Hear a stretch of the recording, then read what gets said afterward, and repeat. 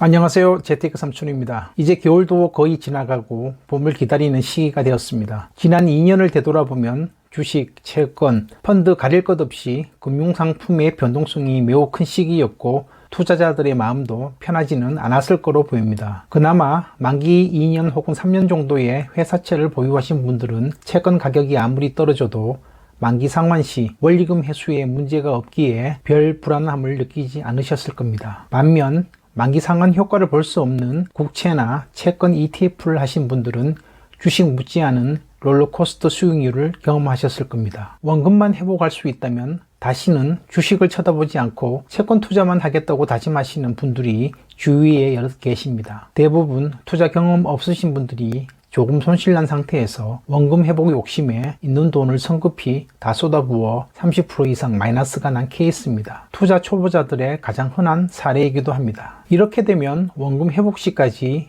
인고의 시간이 시작됩니다. 주가 흐름에 따라 몸의 컨디션이 달라지고 가족을 대하는 태도가 달라집니다. 2030 세대의 경우 하고 있는 일에 집중할 수 없고 퇴직자의 은퇴 자금일 경우 평온해야 할 노년 생활이 바늘방석이 됩니다. 사람들이 생업을 영위하며 투자를 하는 경우가 대부분일 것이고 투자 수익률이 30-40% 혹은 반토막이 났다면 잡념 없이 생업에 전념하기도 어려운 것이 사실입니다. 그래서 경제적 자유를 위한 공격적 투자도 좋지만 손실 리스크가 작은 스트레스 없는 편안한 투자를 지향해야 한다고 강조드리고 싶습니다. 저 또한 지난 30년 동안 부동산 투자는 물론 주식, 펀드, ELS, 채권, 부동산 신탁, 달러 투자 등 안 해본 금융 투자가 없었으며 이에 따른 많은 고통의 대가도 지불한 경험이 있습니다. 1997년 IMF, 2001년 9.11 테러, 2007년 서브프라임 모기지 사태, 2011년 유럽 재정 위기 시기 항상 시장에 머물러 있었고 이 혼돈의 투자 시기를 거치며 중요한 교훈 하나를 머리가 아닌 가슴으로 얻을 수 있었습니다. 단기적 성과보다 잃지 않고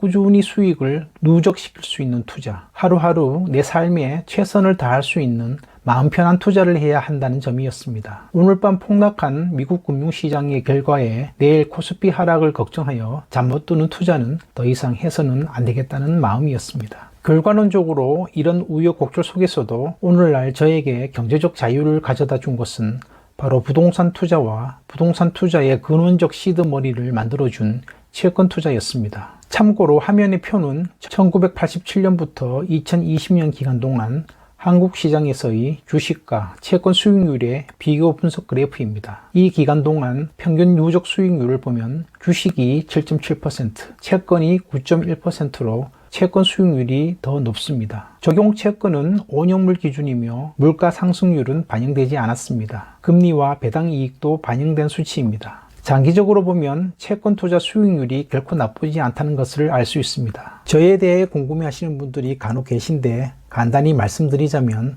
48세 비교적 이른 나이에 은퇴했고 22년 통계청 기준으로 한국 부자의 0.1% 안에 드는 순자산을 보유하고 있습니다. 총 투자 30년 기간 중 앞선 10년을 제외한 20년 동안 부동산 투자와 채권 투자 두 곳에 올인하고 있으며 조금 덜 벌더라도 안전한 투자를 절대 추구하는 성향입니다. 투자 방향과 관련하여 특히 2030 사회 초년생들에게 강조하고 싶은 것은 투자 결과도 중요하지만 인생을 살아온 과정 자체도 소중하므로 매 순간 가족에게 최선을 다할 수 있는 편안한 투자를 하라고 조언드리고 싶습니다. 주식이나 코인, 전업 투자자가 되어 인생 자체를 걸고 가족을 위험에 빠뜨리는 투자보다는 생업을 지키면서 안정된 투자와 공부를 중장기적으로 병행한다면 부의 축적에 있어 퀀텀 점프를 할 수 있는 기회가 반드시 온다고 생각합니다. 절약하고 저축을 통해 시드 머니를 모은 후 투자의 규모를 차례차례 상향시켜야만 성공한 부를 유지할 수 있는 재무적 체력이 길러집니다. 한 방으로 인생 역전한 사람들이 쉽게 망하는 이유가 단계적 부의 축적 과정이 없었기 때문입니다. 큰 돈을 가지게 되어도 부를 유지하고 제대로 굴릴 만한 역량과 자세가 갖춰지지 않았다는 이야기입니다. 또한 은퇴하신 분들도 욕심을 내려놓으시고 안정된 투자로 채권 투자를 적극 활용하시기 바랍니다. 제 개인적으로는 채권과 주식 비중을 8대2 정도로 유지하시고 주식은 3에서 5% 정도 배당이 나오면서 약간의 매매 차익을 얻을 수 있는 배당주 투자를 권유드리는 바입니다. 일정 부분 주식 투자를 권하는 이유는 은퇴자분들의 이자 수익은 재투자보다는 생활비 용도로 쓰시는 분들이 많기 때문입니다. 시간이 지남에 따라 인플레이션은 투자 원금의 실질 가치를 떨어뜨리기 때문에 일정 비율의 주식 가치 상승이 전체 투자금의 원금 가치를 보존시키게 하는 전략입니다. 지금은 은퇴자들이 상가나 오피스텔을 매수하여 월세를 받는 투자 패러다임 시대가 아닙니다. 부동산 규제나 보유세 등의 세금 문제, 세입자 관리가 옛날과는 비교가 되지 않을 정도로 힘들고 어려워졌습니다. 보유세 없이 편안히 매월 따박따박 들어오는 월지급식 채권이나 ETF를 추천드리는 바입니다. 서론이 길어졌는데 오늘은 가랑비에 옷 젖듯이 채권 투자로도 스물스물 두 자릿수 수익이 가능하다는 점을 이전에 추천드린 금융채를 인용하여 설명드리겠습니다. 해당 종목은 신한금융조건부 14입니다. 6개월 전 유튜브 시작 초기에 올린 금융채 추천 영상이 있습니다. 8분 요약, 금융채 채권 투자 한 종목 강력하게 추천합니다라는 영상이었습니다. 해당 채권의 발행일자는 23년 7월 13일 채권 등급 AA-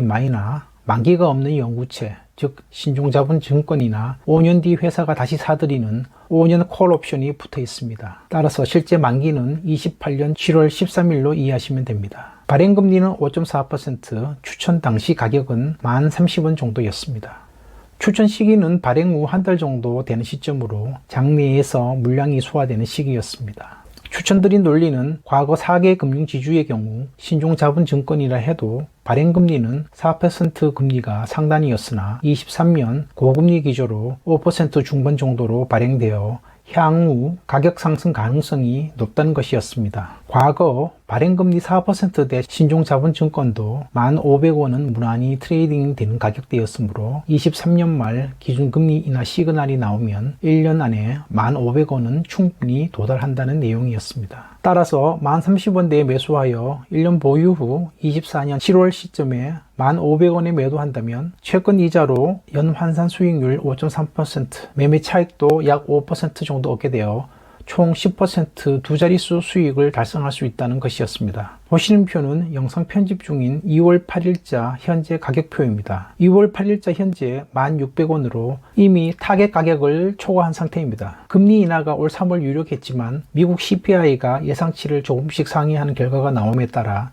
6월 금리 인하가 전격적으로 시행될 거라는 기사가 계속 나오고 있습니다. 따라서 7월에는 첫 기준금리 인하 효과로 1,700원에서 1,800원 정도 가격이 형성 예상되므로 투자자분들은 1,700원 정도 타겟을 잡으셔도 무방할 거로 보입니다. 러시아 우크라이나 전쟁 이전에도 신종자본증권 발행금리가 좋은 것은 1,700원대 거래가 제법 있었기 때문에 무리한 전망이 아님을 말씀드립니다. 결론적으로 5개월 정도 더 보유 후 올해 7월경 1,700원에 매도한다면 수익률은 1년 이자 수익 5.3%, 매매 차익 7% 정도로 12% 이상의 수익률이 가능해집니다. 채권 매매 차익은 비과세이며 조언 드린 대로 IS 구자나 IRP 계좌로 매수 후 매도한다면 이자에 대한 세금도 피할 수 있으므로 온전히 12%를 수익으로 취할 수 있습니다. 참고로 어제 2월 7일자 발행된 우리금융지주 신용자본증권 자료입니다. 우리금융조건부 16호인데 발행금리가 4.49%입니다. 거의 1% 차이가 나므로 신한금융조건부 14호의 가격은 일시적인 변동은 있겠지만 꾸준히 올라갈 것으로 전망됩니다. 개인적으로 국채만큼 안전한 것이 바로 금융지주가 발행하는 금융채라고 볼 수 있습니다. 신한금융지주와 신한은행